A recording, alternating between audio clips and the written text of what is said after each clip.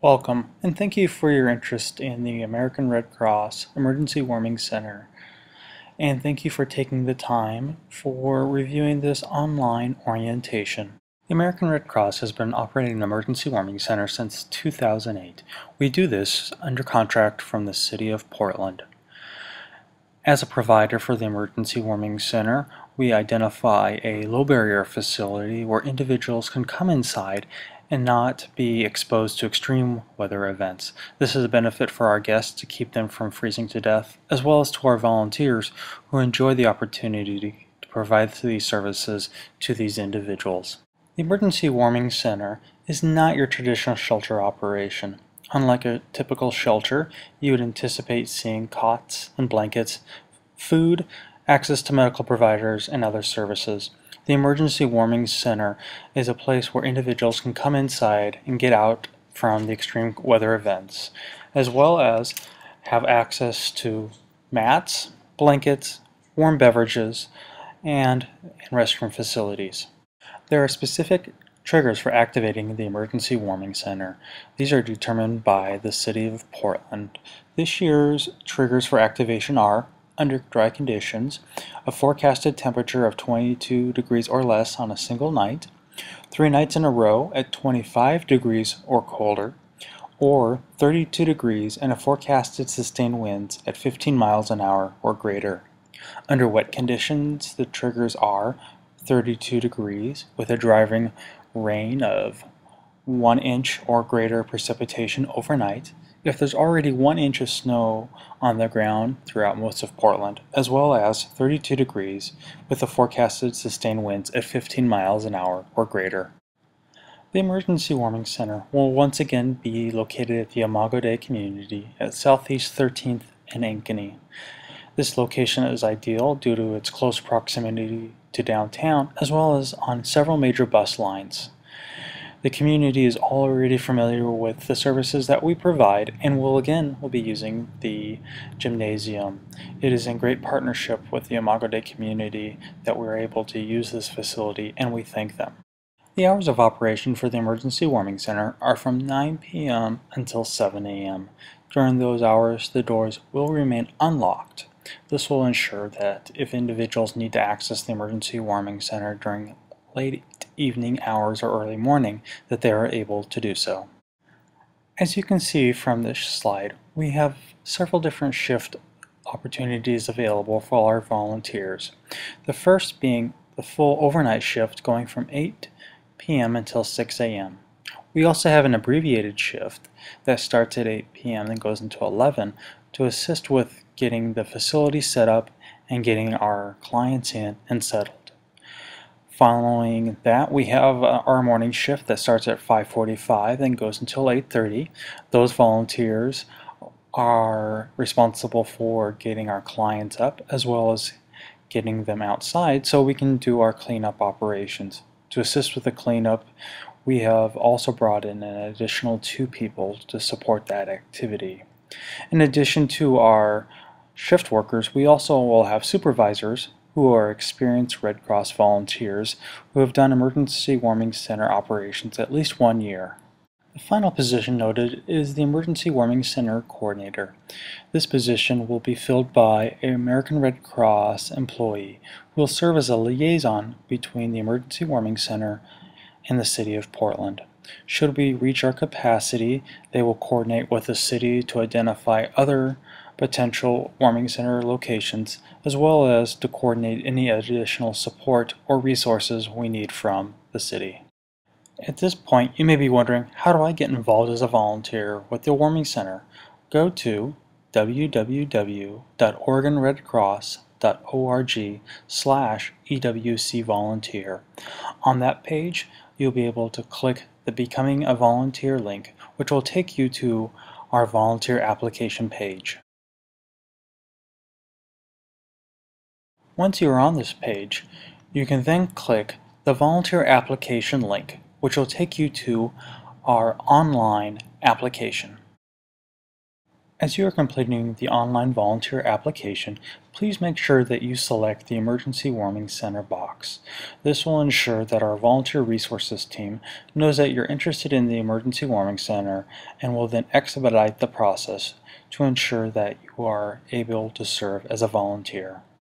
Once you complete the online volunteer application, there's then some paperwork to be completed.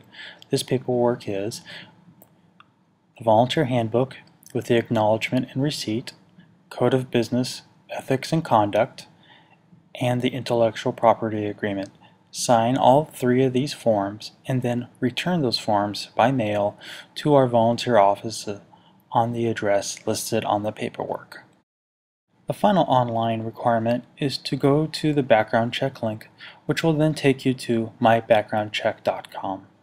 On that site, you will complete the questions that are asked and then submit that.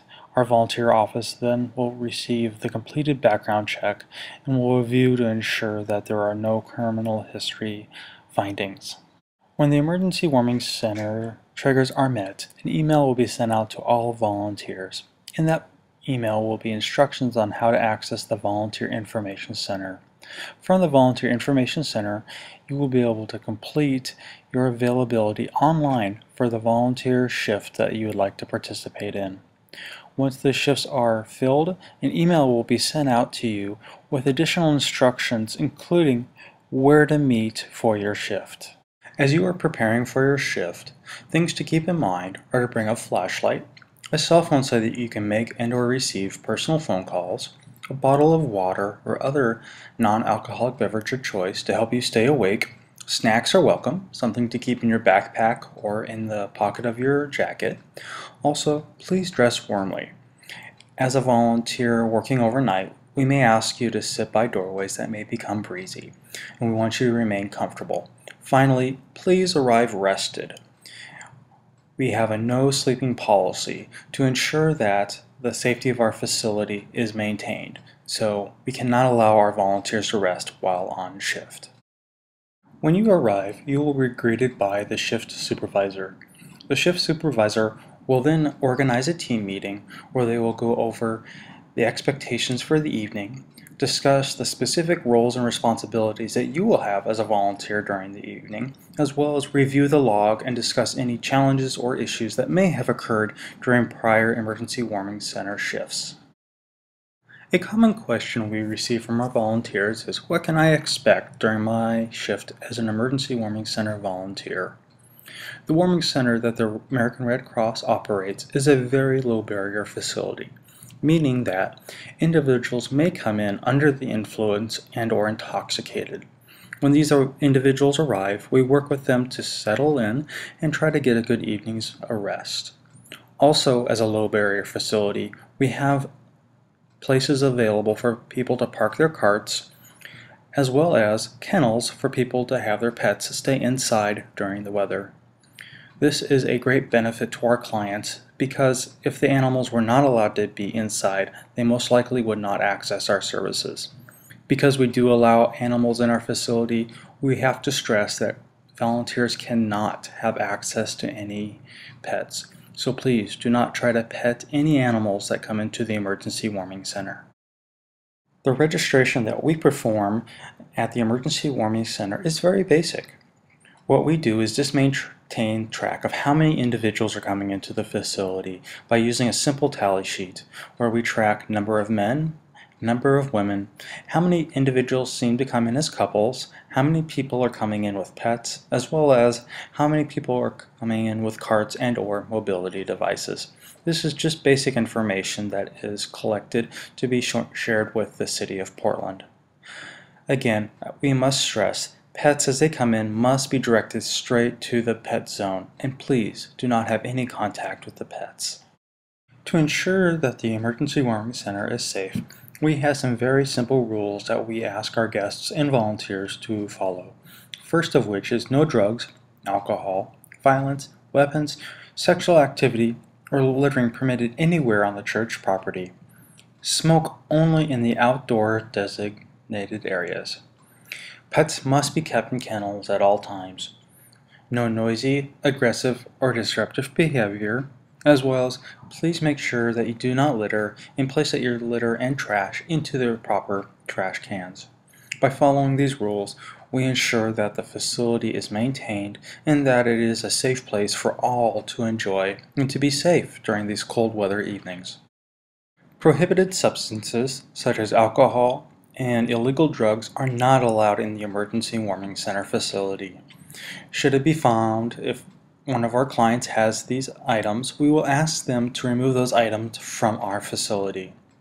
Something we must keep in mind is that there are some health conditions such as diabetes that may mask the conditions and appear that the person is in fact intoxicated.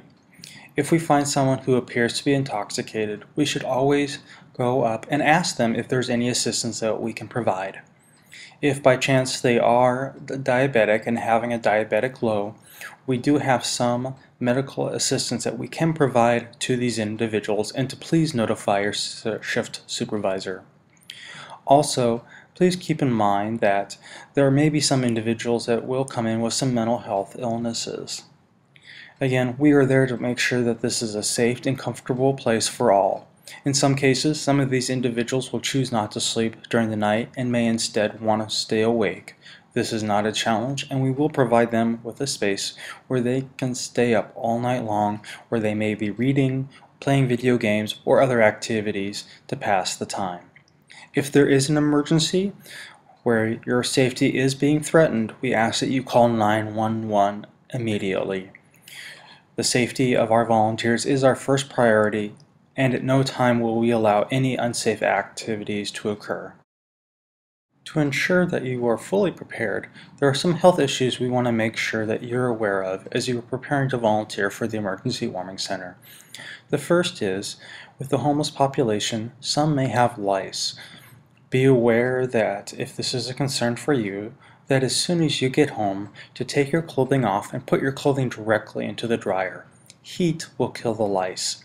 Next, there are sharps containers located throughout the facilities, including in the bathrooms and in the registration area. This will allow clients who come in who need to use needles a safe place to dispose of them and to reduce the likelihood of finger sticks. Also, we ask that you as a volunteer take on the policy of if you find it, it's yours, meaning that if you come across a piece of trash or an empty beverage container, that you work to fill it. Also, if you come across something a little bit less appetizing, such as vomit, that you also take responsibility for that as well. We recognize that not everyone is comfortable and or capable of cleaning it up using the supplies provided, but to please take responsibility and to notify the shift supervisor to ensure it is cleaned up and we do not have a bigger issue of having it tracked throughout the facility. At the registration area, we have a basic first aid kit to assist us with some of the common items that we see. We have items for skin infection and open wounds, should you come across someone with one of these issues. We do have wraps and gauze that you may provide to the clients so that way they can wrap up their own wounds. We would not encourage you to perform any first aid unless you have been trained and your certification is current.